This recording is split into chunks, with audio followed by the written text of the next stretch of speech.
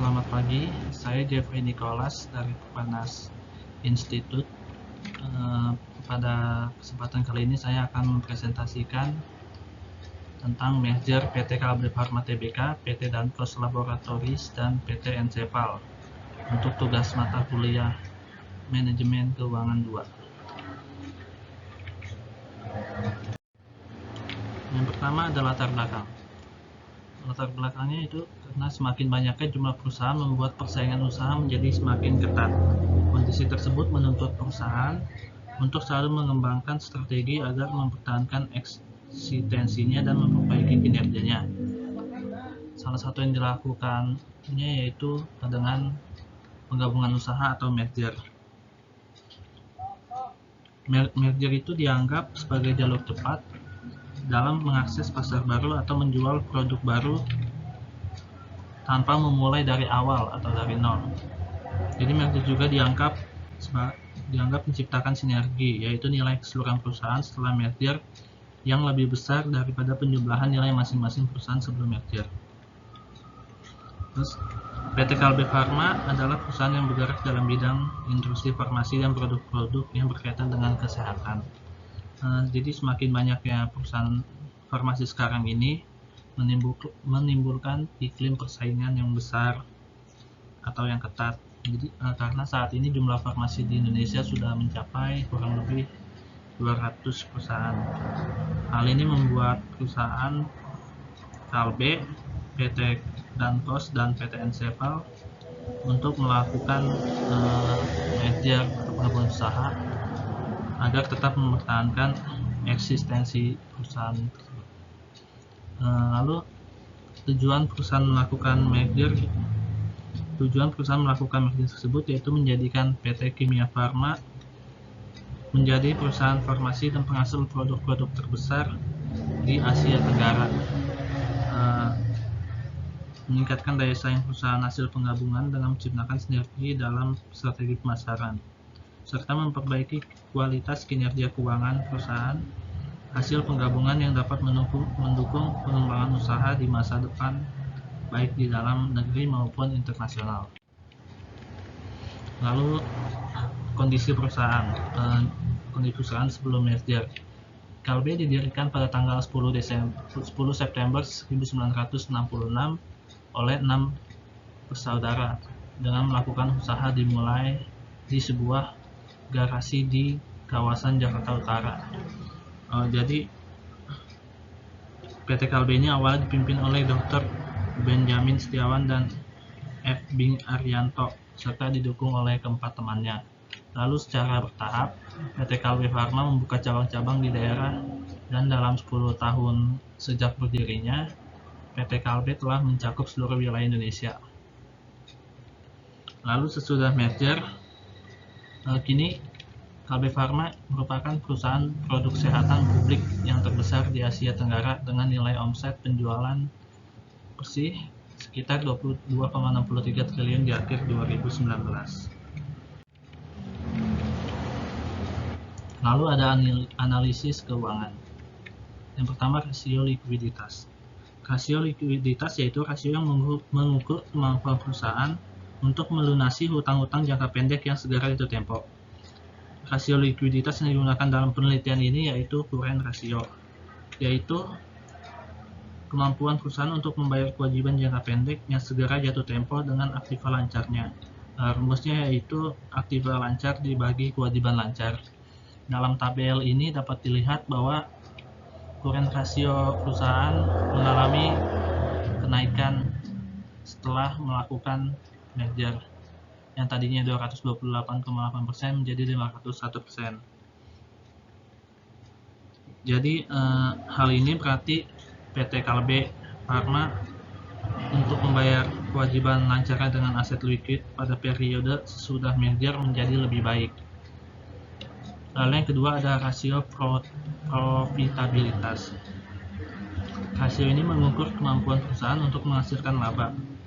Rasio ini membantu perusahaan dalam mengontrol penerimaannya. Rasio profitabilitas yang digunakan dalam penelitian ini yaitu yang pertama ada return of asset atau ROA. ROA itu menunjukkan seberapa besarnya kemampuan perusahaan menghasilkan laba bersih dengan total aset yang dimiliki.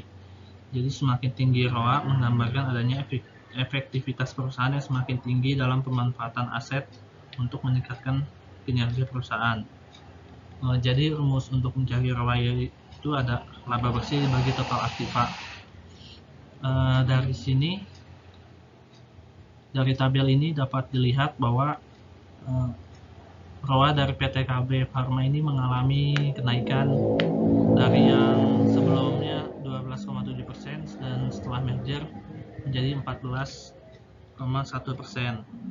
Jadi hal ini menunjukkan bahwa PT KB Pharma dalam memberikan keuntungan kepada pemegang saham melalui aktiva yang dimiliki semakin baik karena keuntungannya semakin besar. Lalu yang B ada return of equity atau ROE. Rasio ini untuk mengukur kemampuan dari modal sendiri untuk menghasilkan keuntungan bagi seluruh pemegang saham. Peningkatan harga saham perusahaan akan memberikan keuntungan yang tinggi bagi investor. Jadi semakin tinggi ROE maka kinerja perusahaan semakin efektif. Rumusnya itu adalah laba bersih dibagi total ekuitas. Dari tabel ini dapat dilihat bahwa ROE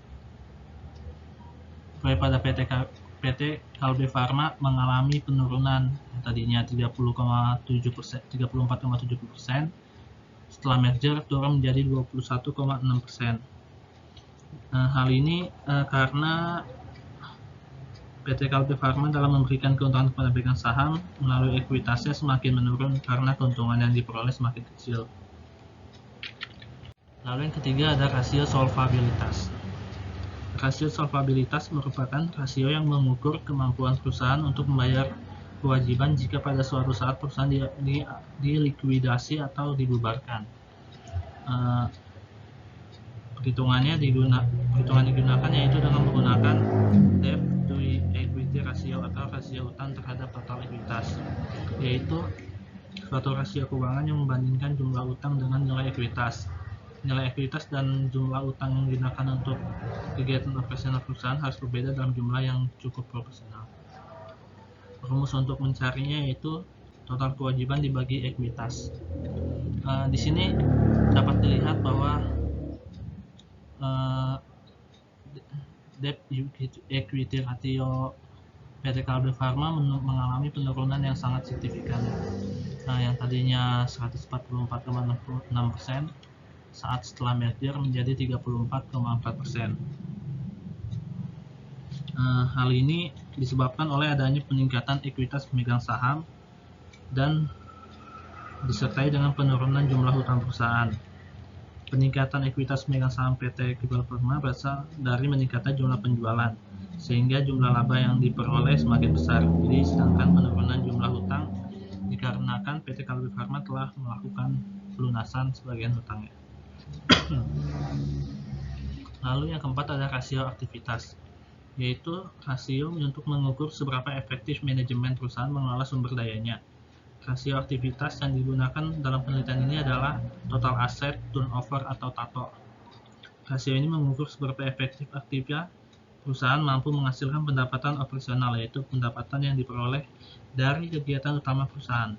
Jadi semakin tinggi aset turnover ini berarti semakin efektif aktiva tersebut untuk menghasilkan pendapatan. Rumus mencarinya yaitu penjualan dibagi total aktiva. Dari tabel ini dapat dilihat bahwa TATO-nya mengalami kenaikan setelah merger yang tadinya 115,3% naik menjadi 133,9%. Peningkatan ini menunjukkan bahwa perusahaan semakin efektif dalam menggunakan aset yang dimilikinya untuk memperoleh keuntungan. Yang kelima ada rasio pasar. Rasio pasar mengukur seberapa besar nilai pasar dalam perusahaan dibandingkan dengan nilai buku. Lebih dari itu, rasio ini mengukur bagaimana nilai perusahaan saat ini dan di masa yang akan datang dibandingkan dengan nilai perusahaan di masa lalu. Rumus untuk mencari TATO yaitu EPS sama dengan laba bersih setelah pajak dibagi jumlah saham biasa yang beredar. Pada tabel ini dapat dilihat bahwa rasio pasarnya mengalami kenaikan yang sebelumnya 50,21% saat setelah merger menjadi 77,58%. Peningkatan ini terjadi karena laba bersih setelah pajak PT Karba mengalami kenaikan setiap tahunnya. Lalu ada penutup kesimpulannya. Yang pertama yaitu PT Kalbe Farma Tbk mengalami peningkatan pada nilai aset, ekuitas, dan laba bersih setelah merger. Yang kedua, PT Kalbe Farma mengalami peningkatan penjualan dari tahun ke tahun setelah merger. Yang ketiga, merger PT Kalbe Farma Tbk menyebabkan meningkatnya pangsa pasar. Yang keempat, sesudah merger terjadi peningkatan kinerja keuangan PT Kalbe Farma. Hasil keuangan yang digunakan dalam kondisi penelitian ini menunjukkan kondisi yang lebih baik dibanding sebelum merger, kecuali return on equity. Lalu terima kasih atas perhatiannya. Kurang lebihnya mohon maaf. Terima kasih.